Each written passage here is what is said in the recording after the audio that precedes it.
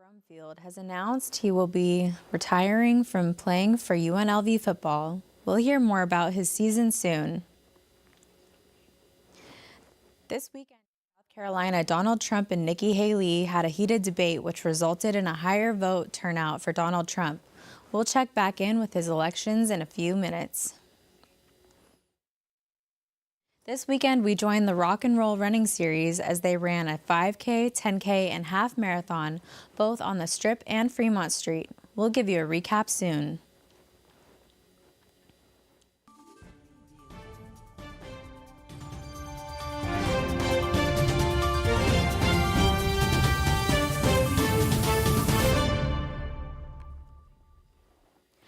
Former Clark County School District Superintendent Jesus Jara was given his conditional resignation on Thursday.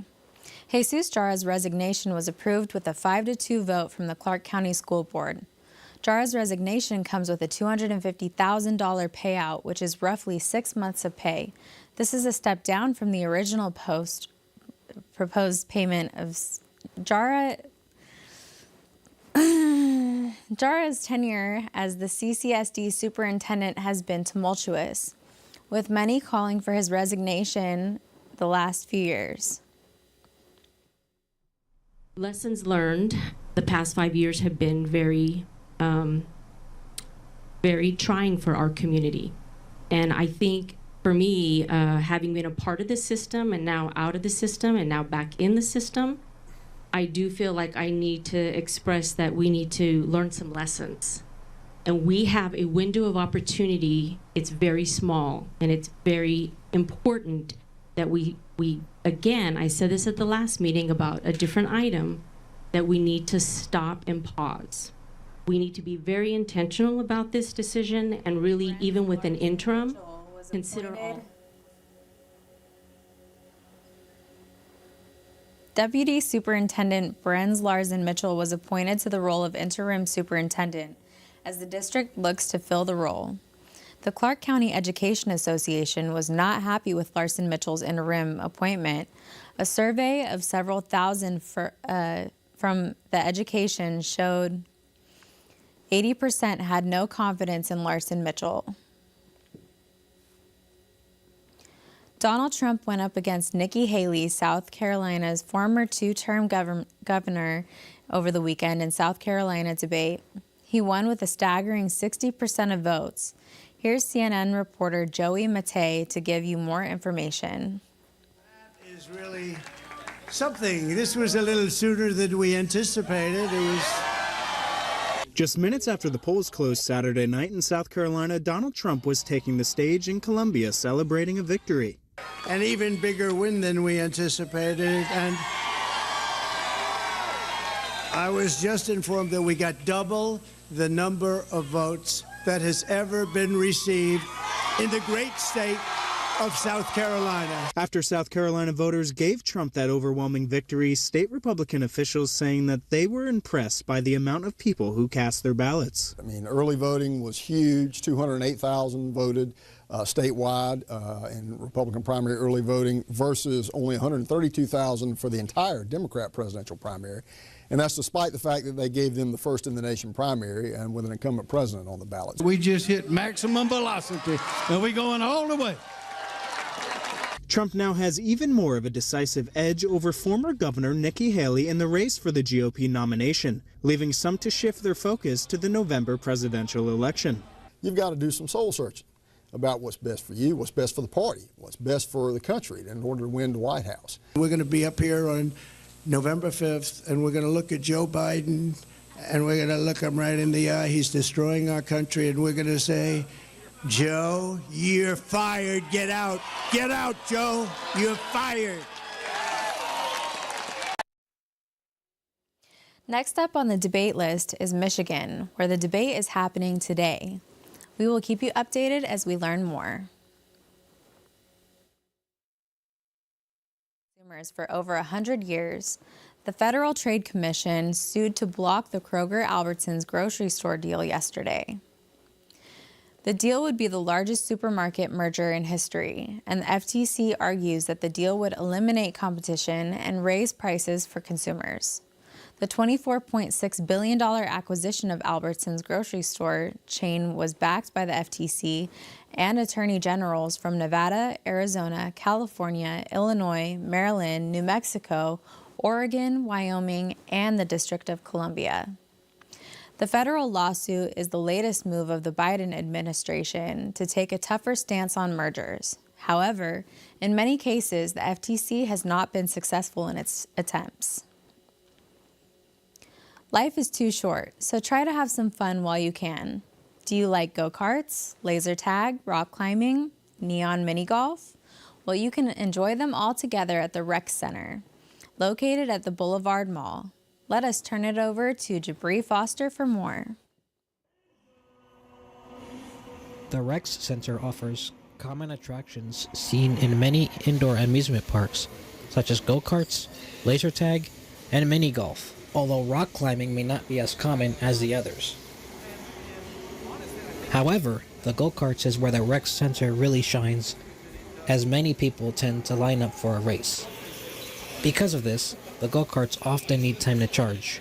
While waiting, people can try mini golf, laser tag, or one of the many different rock climbing walls. Some of these walls require skill and strength, as very few can be difficult to climb. The Rec Center is a great place for family and friends to get together and have a great time. I'm Jabri Foster, reporting from Studio G News. The Rec Center offers common attractions seen in many indoor amusement parks, such as go-karts, laser tag, and mini golf. For more information, visit the Rec Center website. Whether you are a Las Vegas local or a tourist, this is a great way to take advantage of the entertainment the city has to offer. Thanks, guys. It's a beautiful day today. But, you know, we are a little breezy. Let's take a look at the current temp, 67, with some breeze going on. Now, given it will be a little bit, there's a good bit of variety with the amount of wind throughout the valley. But if you're on campus like me today, it's pretty breezy, actually. So, you know, we might want to actually put on some extra layers. I had a jacket coming in, and I think that was the right choice. If we look up at Summerlin, it's about 67 degrees, Enterprise 63. We're seeing a small variety in kind of like these high to mid 60s throughout the valley. Boulder City, 66. Nothing too out of the ordinary for this time of year. But like I said, take into account, right, you know, we're a little bit more windy. You know, you might want to throw on a beanie, maybe a windbreaker or something. But we are sunny at the same time. But you know, that wind chill can kind of kill. So just take that into account as you guys are getting out. Let's take a look at our evening planner. 3 p.m. 68, 6 p.m. 66, 9 p.m. 58, and midnight we get to 50. So nothing super dramatic, right? I think this is kind of expected for this time of year. Like I said, a little bit of a breeze going on. Take that into account. It is still sunny though. If you're in a part of the valley that's maybe not getting caught by the breeze, you might be enjoying it a little bit more than me. I'll phrase it like that. But nonetheless, pretty beautiful day. You know, maybe get out, get a little walk in. Guys, sunset time is 5:33. You know, every day we're getting a little bit longer, and I love talking about the sunset time. I love these long summer days, so I'll keep it trucking. You know, we'll just keep adding the time, and I'm looking forward to soon enough getting at least past 6 o'clock. Here we are with our 7-day forecast. All right, so today we got a high 70, right? And then we start to, we stay pretty stagnant, right? But what we talked about in our last broadcast was there's kind of a cold front coming in. And so given, it pushed back a little bit. It was a little bit later than we had originally thought. But if you look about right after this weekend, right? So we go from Sunday to Monday, you know, we see a fairly large kind of drop off, right? We go from the 70s and now we're into the mid 50s given. Mid, you know, not too low, but watch it. You know, we got those evening temps, the coldest part of the day. You know, we're getting into the 30s. And so we'll keep an eye on that. On this Thursday broadcast, we'll update you how that's looking. Lastly, guys, on campus, expected high of 70 degrees. Like I said, if you are cool with the wind, or who knows, maybe if the wind dies down a little bit, I think you're good to go with a t-shirt, get the sun on you, and I think you'll be warm. But right now, I'm telling you, put on a coat. You know, it's so windy, you know, you don't want to get blown over. That's all for me. I'll pass it back to you guys. Thanks so much. Virgo was this Saturday, and Rooted Lounge has a way to celebrate. Founder and creator Dana Kay says it's a way to tap into the natural rhythms of the universe and gather as a collective to celebrate these cycles. The ceremony features astrology and tarot readings, as well as a sound bath and breathwork. Located at Ferguson's downtown right next to Peyote, this venue offers spectacular artwork, a variety of niche shops, and convenience. I know my chakras feel aligned already. Super Bowl 58 was a huge economic boost for Las Vegas, especially for the MGM Resort. MGM just finished their fourth quarter, and with the Super Bowl happening 2 weeks ago, the MGM has seen record profits.